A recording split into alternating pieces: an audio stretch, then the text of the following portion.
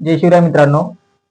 काल परवा आपण एक फेसबुकला व्हिडिओ शेतकरी कर्जमाफीच्या संदर्भामध्ये टाकला होता, जो की बऱ्याच शेतकऱ्यांनी पाहिला.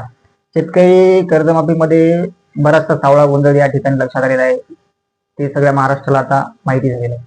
कर्जाच्या यादीवर वेगळी रक्कम, बँकेत वेगळी रक्कम, कर्जमाफ त्याच्यानंतर आपण थंब लावल्याच्या नंतर वेगळी रक्कम, ह्या सगळ्या गोष्टीचा उलगडा या ठिकाणी आपण या व्हिडिओच्या माध्यमातून करणार आहोत. तरी माझी अशी तुम्हाला सर्वांना विनंती आहे की आज सगळे डिटेल अपडेट आपण या ठिकाणी मिळवलेले आहेत त्या संदर्भामध्ये, आणि असा एक व्यवस्थित व्हिडिओ जे सगळ्या शेतकऱ्यांना समजेल अशा याच्यामध्ये आपण या ठिकाणी बनवण्याचा प्रयत्न करत आहोत, जेणेकरून सगळ्या शेतकऱ्यांना हा विषय कळाला पाहिजे आणि ह्या सगळ्या गोष्टी ज्या घडामोडी घडलेल्या आहेत ह्या सगळ्या क्लिअर झाल्या पाहिजे. एक 4-5 मुद्दे आहेत, त्या संदर्भात आपण थोडस व्हिडिओ बनवूया. गाव पातळीवर जे याद्या प्रकाशित झाल्या आहेत, या याद्यामध्ये शेवटचा डेटा जो गेलेला आहे, म्हणजे अखेरीचा डेटा बँकेकडून असो किंवा इतर वित्तीय संस्थांकडून असो, तो शेवटचा डेटा गेलेला आहे 31 मार्च 2024 ला. 31 मार्चच्या नंतर बँकेचा आणि सरकारचं काही घेणं देणं झालेलं नाही. तर प्रॉब्लेम हा झाला याच्यामध्ये की आता जे आपल्या कर्जाचे खाते होते शेतकऱ्यांचे, त्याच्यामध्ये आरबीआयच्या गाईडलाईन्स नुसार वित्तीय संस्था असो किंवा बँका असो किंवा सरकारी बँका असो खाजगी बँका असो, याला आरबीआयचं गाईडलाईन्स असतं आणि त्याच्यामुळे याला काही हेअरकट सिस्टम असं एक आरबीआयचं एक धोरण आहे आणि ते आरबीआयच्या त्याच धोरणामुळं ही सगळी गफलत झालेली आहे. आता बऱ्याचशा शेतकऱ्यांना हेअरकट काय लावला आपल्या खात्याला म्हणून माहित नाही. असं प्रॉब्लेम हा आहे की शेतकऱ्याचे बरेचशा 60-70% लोकांचे खाते हे एनपीए झालेले आहेत. एनपीए म्हणजे नॉन परफॉर्मिंग असेट खातं, की ज्याच्यात काही देवाणघेवाण नाही, शेतकरी कर्ज बी भरणं, व्याज बी भरणं आणि तिथं बँकेकडे जाईन सुद्धा, तर त्याला एनपीए खातं म्हणायचं.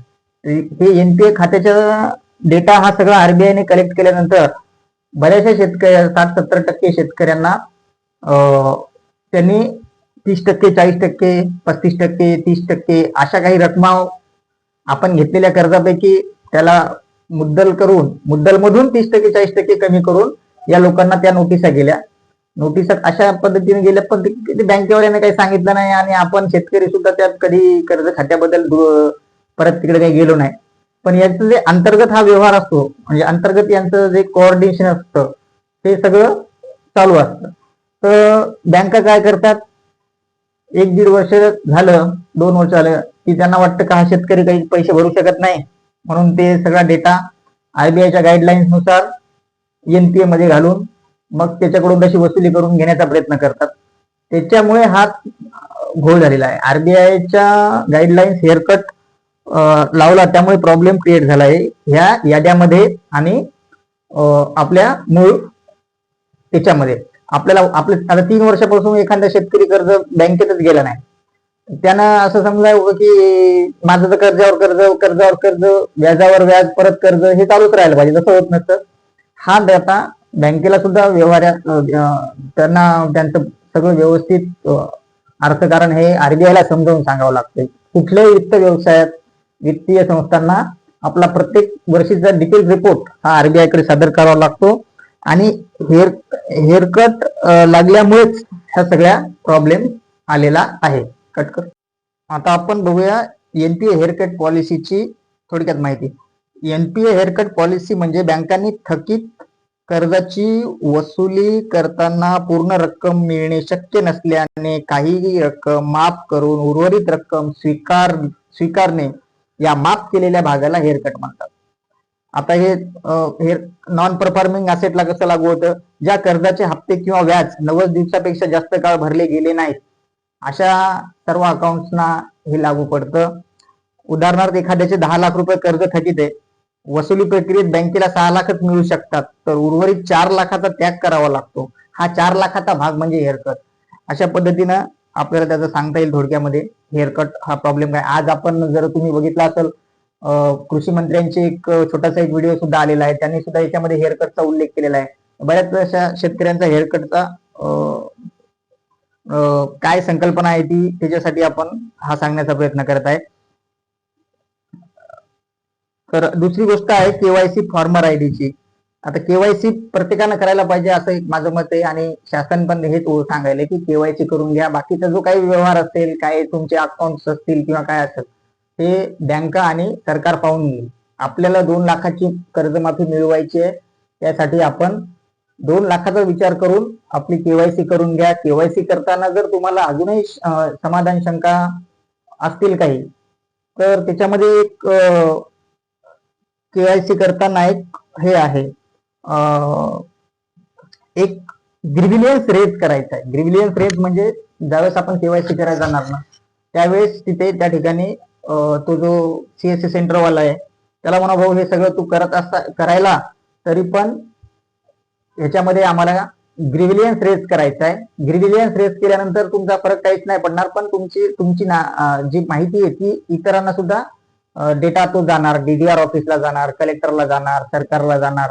ह्या शेतकऱ्याला अजूनही समाधान नाही म्हणून आणि ते परत ते बँकेशी कोऑर्डिनेट करून तुमचं अकाउंट परत चेक करून तुम्हाला 2 लाखाची कर्जमाफी 100% देणार म्हणजे देणार, याबद्दल काही शंका नाहीये.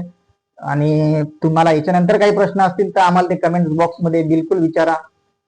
आम्ही याचे उत्तर शोधण्याचा प्रयत्न करू. केवायसी करताना आपण व्यवस्थित पडताळणी करा. समाधान न झाल्यास ग्रिव्हिलियन्स रेज करा, एवढं मात्र लक्षात ठेवा. ग्रिव्हिलियन्स रेज करा, त्याच्यामध्ये तुम्हाला काही फरक पडणार नाही.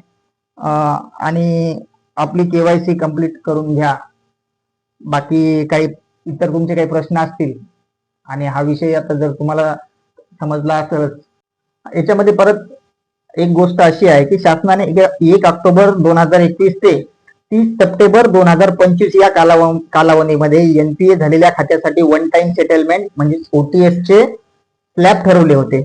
जसं की 30 सप्टेंबर 2021 पूर्वी एनपीए खाती जर असतील तर त्यांना फक्त 35% रक्कम भरायची आपली आणि वन टाइम सेटलमेंट करून घ्यायची. त्याच्यानंतर 1 ऑक्टोबर 2021 ते 30 सप्टेंबर 2022 लेझर बॅलन्सच्या 45% रक्कम भरावी लागेल. म्हणजे आपलं लेझर बॅलन्स जेवढं व्याजासहित रक्कम असेल त्याच्यात 45% रक्कम भरायची.